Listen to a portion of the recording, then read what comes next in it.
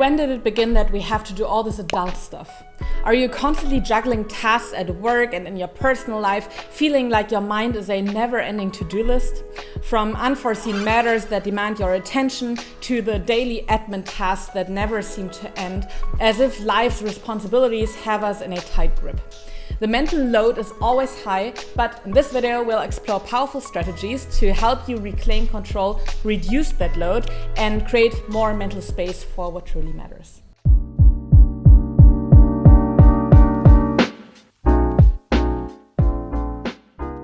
Hey there, welcome to the Flow Lab channel where we discuss psychology, mental fitness and flow states.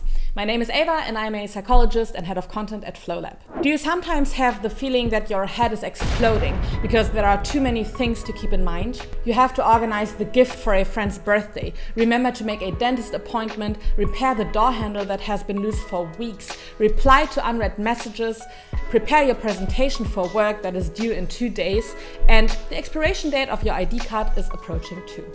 But didn't you also want to keep up your exercise routine, invest in your social life, and prep your meal to maintain a balanced diet? How are other adults able to manage just life? Mental load is that overwhelming mental clutter that comes from having to manage multiple tasks and responsibilities simultaneously. It's your weighty backpack of thoughts and to-dos that you carry with you throughout the day, occupying your mind and making it difficult for you to really focus on one thing at a time. Mental load doesn't only hinder your productivity by scattering your mind, it can also make you feel on edge, prevent you from thinking creatively, and contribute to decision fatigue. You tend to make poorer choices, procrastinate, or avoid decisions altogether. What I'm referring to here today is not the same as emotional labor though. While mental load deals with the cognitive burden of tasks, emotional labor focuses on managing your emotions.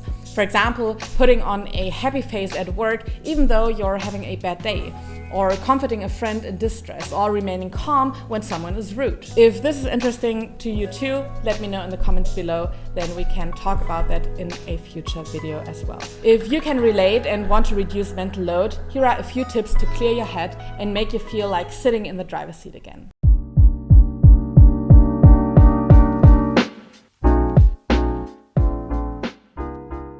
Take a few minutes to write down all of the tasks you have on your mental list, which can already be relieving, and then write down people that you can ask for help with each task.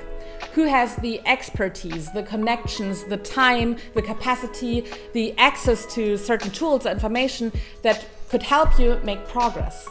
For a moment, try not to think about who you feel comfortable with asking and with whom you'd feel more hesitation. It's just a brainstorming for now and a way to get an overview of all potential helping hands. Once you're done, you can challenge yourself to step out of your comfort zone and commit to asking at least 2 to 3 people for help. I know from many people in my surroundings who don't want to be a burden for others and therefore hold back even if they could need some help. A thought that always helps me is the reminder that people often like to help and to feel needed. It can also be a sign of trust. Don't you also know that from yourself that it feels good to support a friend and feel appreciated?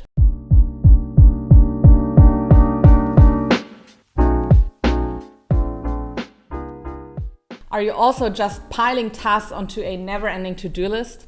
I also used to do that and thought I'd check them off whenever I got some spare time. Well, turns out this rarely ever happens. Or even if it does, I forget about them. We need to make time for these tasks and to hold ourselves accountable. It can help to assign specific days and times to your tasks. This prevents them from lingering in your mind and occupying precious mental space. There are apps that add tasks to your calendar or also dynamic and shared to-do lists. The latter one is additionally useful because it gives you an opportunity to evaluate whether these tasks are truly your or solely your responsibility.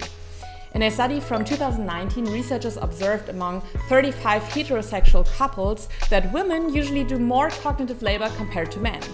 This could mean that women tend to anticipate earlier when running out of dishwasher tabs, that they have to find someone to water their plants when on vacation, and that they still need a gift for their common friend.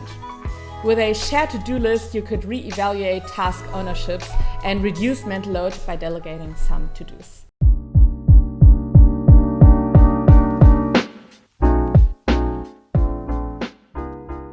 One additional strategy that has personally helped me is discovering the value of lists. Beyond the classic to-do list, consider what different categories of lists could make your life easier. For instance, I have lists on my phone for recipes together with a grocery list, ensuring I don't spend hours deciding what to eat for dinner.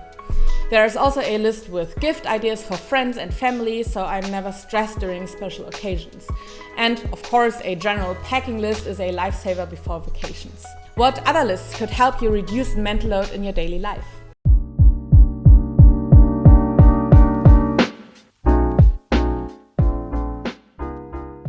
After my 1 week of not procrastinating on anything in my life, I realized that a regular day for bigger tasks, or those we simply don't find time for in our day-to-day hassles, can be extremely helpful. So why not schedule a task takedown day once per month? This is your time to change air filters, fix your bike, or reply to messages you put off for some time now. I personally find it easier to keep going once I've started on a task because I create momentum at some point, and the sense of accomplishment after ticking off a task gives me enough motivation to continue.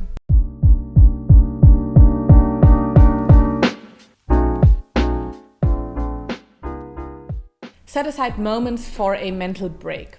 Whether it's through meditation, journaling, a day at the sauna, or a peaceful walk, find something that helps you clear your mind. If possible, turn off your phone and allow yourself to not be reachable for some time. It's nothing new, and yet I feel many people need a reminder to actually take this time for themselves. We often get so caught up in our daily struggles that we think we can't afford taking this off time. But this is exactly when you should take some time to relax. According to the quote, you should sit in meditation for 20 minutes every day. Unless you're too busy, then you should sit for an hour.